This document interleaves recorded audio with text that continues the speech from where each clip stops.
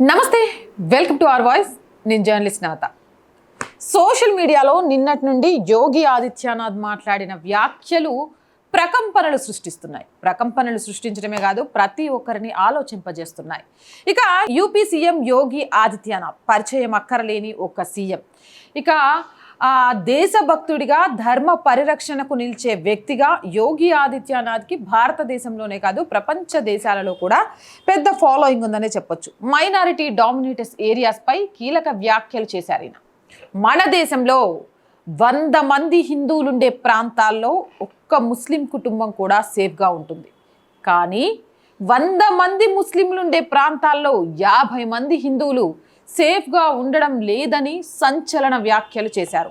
ఇది మీరు కూడా కింద కామెంట్స్లో చెప్పాల్సిన విషయం. 100 మంది హిందువులుండి ఒకే ఒక్క ముస్లిం కుటుంబం ఉన్నా కూడా అది సేఫా కాదా? అలాగే 100 మంది ముస్లిం కుటుంబాల మధ్యలో 50 హిందూ కుటుంబాలు సేఫ్గా ఉంటున్నాయా లేదా? ఇది 100% ప్రతి ఒక్కరూ ఆలోచించాల్సింది.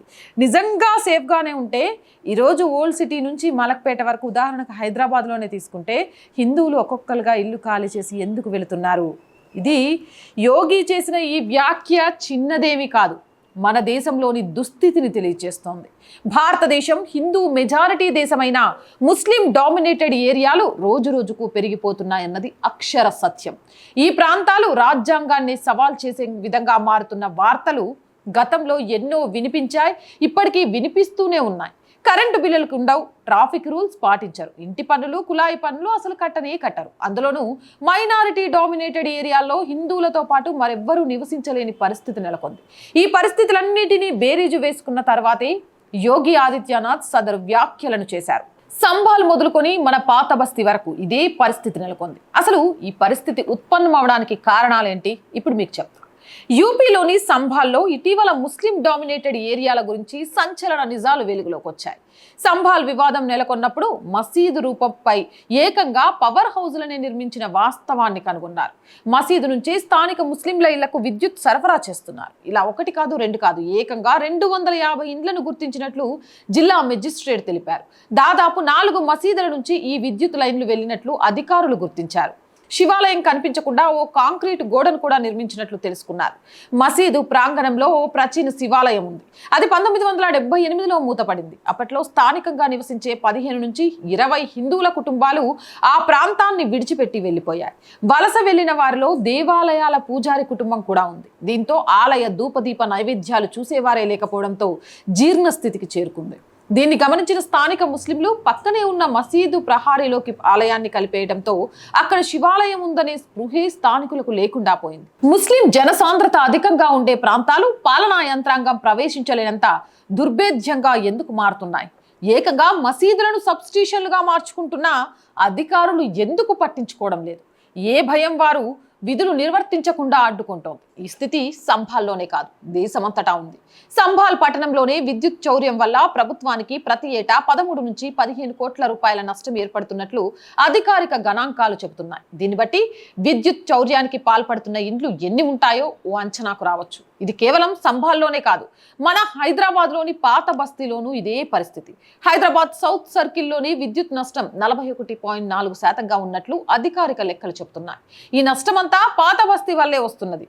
ఇదే సౌత్ సర్కిల్ పరిధిలోని భార్కాస్ ఫీడర్లో అత్యధికంగా 90.7% నష్టాలు నమోదవుతున్నాయి. దీంతో పాటు రామ్నాథ్పురాలో 89% నష్టం నమోదు కాగా, రియాసత్ నగర్లో 81%, సిటీ కాలేజ్ ఫీడర్లో 79.6%, క్యూఎన్క్యూ పాలిటిక్స్ ఫీడర్లో 79%, గండి హనుమాన్ నగర్ పరిధిలో 69%, మహాలక్ష్మి నగర్లో 65% విద్యుత్ నష్టం వాటిల్లుతుంది. ఈ సర్కిల్లో పరిధిలో రోజు 3 కోట్ల రూపాయల విలువైన కరెంటు సరఫరా చేస్తే 1.5 కోటి ఆదాయం మాత్రమే తిరిగి వస్తుంది. మరి మిగతా 1.5 కోటి రూపాయల్ని దక్షిణ తెలంగాణ విద్యుత్ పంపిణీ డిస్కం నష్టంలో చూపిస్తోంది.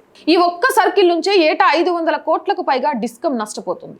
రాష్ట్రంలోని 2 డిస్కంల వార్షిక నష్టాలు 5,500 కోట్లకు పైగా ఉంటాయి. వాస్తవంగా సరఫరాలో సాంకేతికల సమస్యల వల్ల నష్టం సగటున 10 నుంచి 12% కాగా, కరెంటు చౌర్యం, బిల్లులు ఎగవేత వంటి సమస్యలే నష్టాలకు ఎక్కువ కారణమవుతున్నాయి.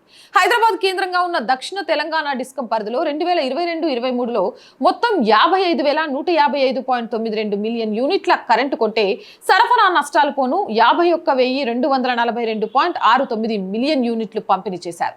ఈ పంపిణీలో చౌర్యం, బిల్లులు కట్టకపోవడం వంటి కారణాలతో చివరికి 46,857.55 మిలియన్ యూనిట్లకు మాత్రమే బిల్లుల రూపంలో రాబడొచ్చింది. 2022-23లో ఈ డిస్కమ్ ఏటీసీ నష్టాలు 19.09% నమోదైతే పాత బస్తీలో నష్టాలు ఏకంగా 41% ఉన్నాయి.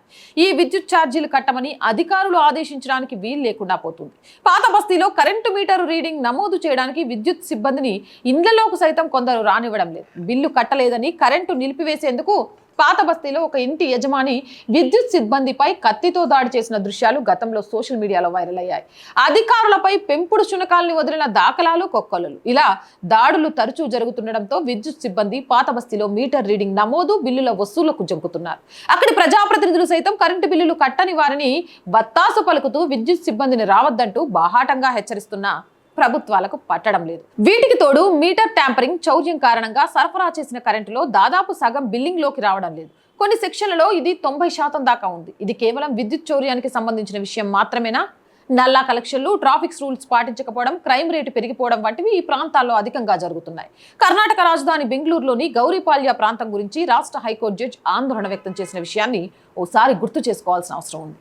ఓ కేసు విషయమై ట్రాఫిక్ పోలీసులను ఆయన ప్రశ్నించారు. గౌరీపాల్య ప్రాంతంలోని మైసూర్ రోడ్డు దగ్గరకు ఓసారి ట్రాఫిక్ పోలీసులు వెళ్లి చూడాలని, అక్కడ ట్రాఫిక్ ఉల్లంఘనలు విచ్చలవిడిగా జరుగుతున్నాయని ఆదేశించారు. ప్రతి ఆటో రిక్షాలో 10 మందికి తగ్గకుండా ప్రయాణం చేస్తుంటారని, అసలు అక్కడ ట్రాఫిక్ నిబంధనలే అమలు కావడం లేదని అసహనం వెళ్లగక్కారు. బంగారుపాల్య మినీ పాకిస్తాన్ ను తలపిస్తుందన్నారు. ఈ వ్యాఖ్యలు సోషల్ మీడియాలో వైరల్ అయ్యాయి. సాక్షాత్తు న్యాయమూర్తులే నిస్సహాయతను వ్యక్తం చేస్తున్న తీరు చూస్తుంటే ముస్లిం ప్రాబల్యం ప్రాంతాల ప్రవర్తన ఎంత భయంకరంగా ఉందో అర్థమవుతుంది. ట్రాఫిక్ ఉల్లంఘనలు మాత్రమేనా అంటే ససేమిరా కాదనే చెప్పాలి. ముస్లిం ప్రాబల్య ప్రాంతాలు ఉగ్రవాదులకు ఆశ్రయాన్ని ఇస్తున్నాయి.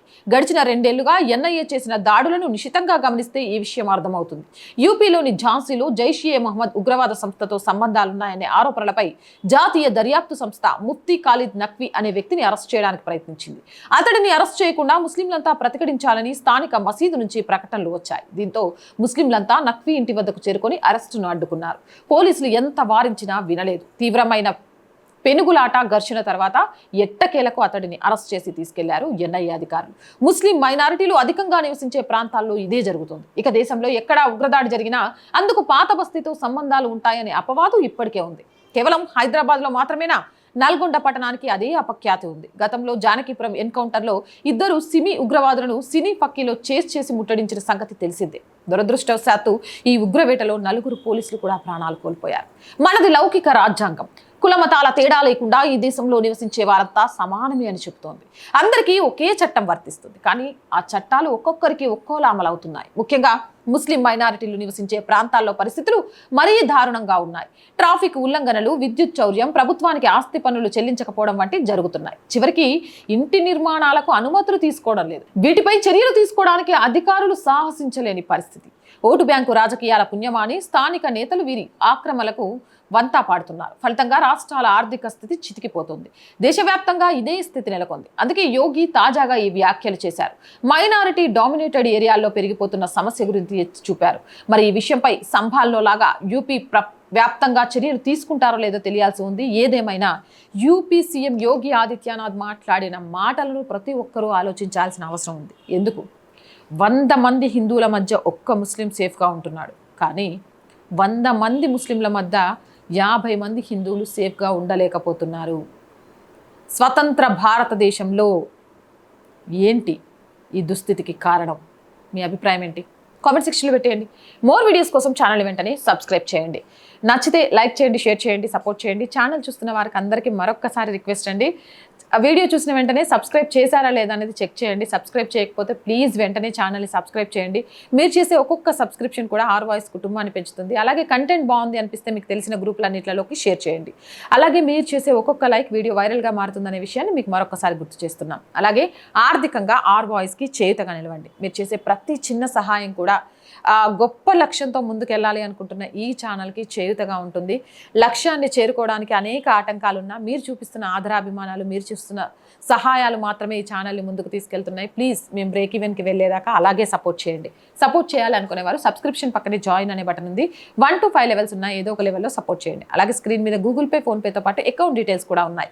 మీకు తోచిన సహాయం చేయడం ద్వారా ఈ ఛానల్ని నిలబెట్టడానికి అనుక్షణం తప్పిస్తున్న మాకు సహకారం అందించిన వాళ్ళు అవుతారు. అలాగే వ్యాపార ప్రకటన కోసం 8328500576 నెంబర్ని సంప్రదించండి. సమస్య ఏదైనా మీ గొంతుకను మా గొంతుకగా వినిపిస్తాం. 8328500576 నెంబర్కి వాట్సాప్ ద్వారా తెలియజేయండి. జై హింద్, జై భారత్.